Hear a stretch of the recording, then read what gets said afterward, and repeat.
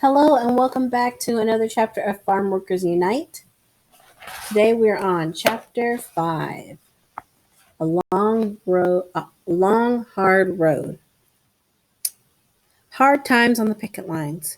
At the beginning of the strike, there were only about 200 picketers, not enough to picket with the dozens of entrances to the growers' huge farms.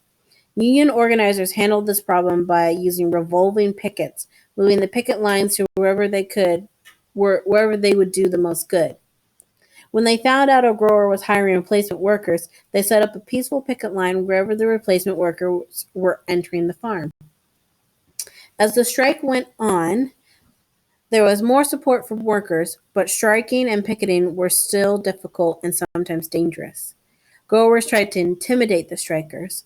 Some bosses raced their pickup trucks up and down the picket lines, throwing clouds of dust onto the workers. Others harassed the picketers by yelling at them or spraying them with pesticide. The growers wanted the strikers to fight back so the police would have an excuse to arrest them. The striking workers refused to fight back.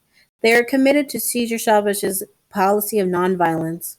The union held weekly meetings to help keep up the workers' spirits. Instead of responding to the growers' tactics with violence, picketers sang song and chanted the union's slogan, "Si se puede." Even so, many police officers sided with the growers and arrested picketers for disturbing the peace. Although it was difficult, the National Farm Workers Association kept the pickets going all through that winter into early 1966. Huerta led and organized the picketers. They are often women and children who stood all day at the vineyards while men tried to get other kinds of work. The sense of pulling together for a shared cause and the growing support of the public helped the strikers and their families stay strong, despite the lack of money and the bullying by the growers. They continue to be inspired by Chavez's determination and Huerta's enthusiasm. Strikers from a picket line on the grape fields. Huelga means strike. I'm sorry if I said that wrong. The march on Sacramento. Weeks went by, and the growers still refused to recognize or negotiate with the union. In response, Chavez decided to do something dramatic to draw more attention to the strike. He and his followers decided to organize a march to the state capitol in Sacramento. Chavez called it the Peregrinación, or pilgrimage. In March, the march left Delano in mid-March of 1966. Hundreds of people joined the protesters as they walked the 300 miles north. TV crews followed them as they held parties and rallies in towns and villages along the way. Each time they stopped, they read out the plan of Delano, which we will show. A few days before marchers arrived in Sacramento, one of the growers agreed to recognize the union, which meant they considered the union a legal representative of the workers. The grower, Schlenley Industry, was one of the biggest in the Delano area. Dolores Huerta drew up contracts with Schlenley. The company agreed to give workers a pay raise of 35 cents an hour and use hiring halls. Some of the smaller growers realized that sooner or later they would have to. And hang on. This is the marching on Sacramento. So they started all the way down here in Delano, and they marched to 300 miles all the way up to Sacramento. So they started March 17th in Delano, and they ended April 10th in Sacramento. So almost a month. Wow. Some of the smaller growers realized that sooner or later they would have to recognize the union too. They also realized that if they paid lower wages than Schlenley, there would be more strikes and boycotts, and they would lose money.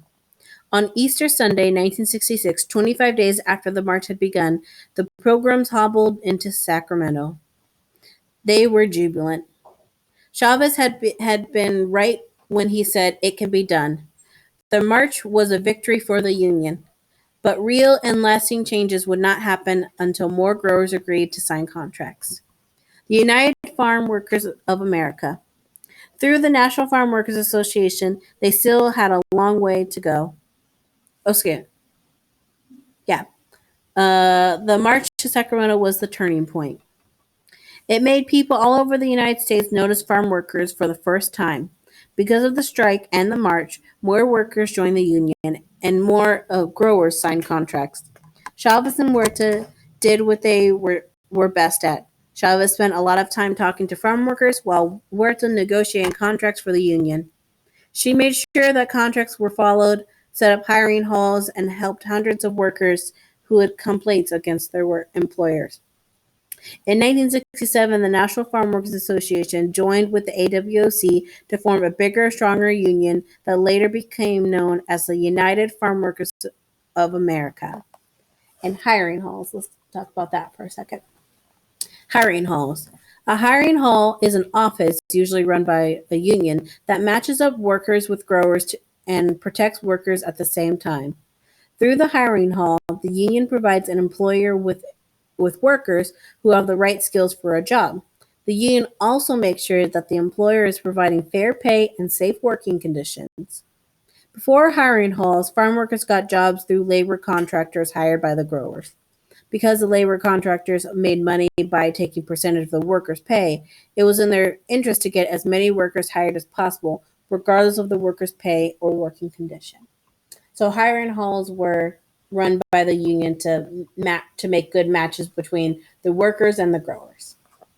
Thank you so much for listening. We're going to read chapter 6 in the next video. Thank you so much.